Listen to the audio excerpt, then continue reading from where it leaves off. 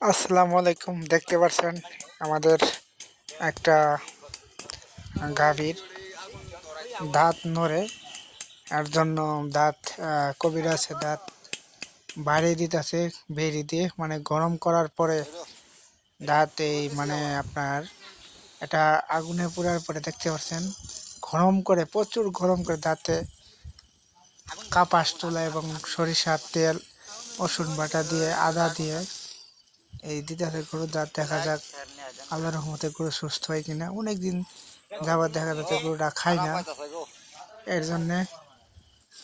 এর জন্যে এই যে ভেটি দিয়ে সেক দিতেছে।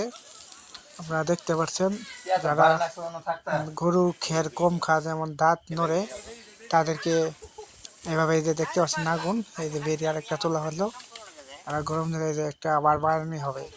দেখতে পাচ্ছেন এই যে কাপাস তোলা, আবার আদা বাটা, রসুন বাটা নিয়ে এই যে সেক দিতেছে, ব্যথা কমে যা গরুর। এই যে দেখতে পাচ্ছেন সেক দিতেছে, এই যে আবার দিতেছে। কবিরাজ অনেক পুরানো কবিরাজ, তিনি হাতে অনেক কিছু জানেন তিনি। দেখতে পাচ্ছেন সেক কিভাবে দিতে হয়। গরুটা অনেকদিন যাবৎ খাইতেছে না, শ্বাসটা একবারে পড়ে গেছে।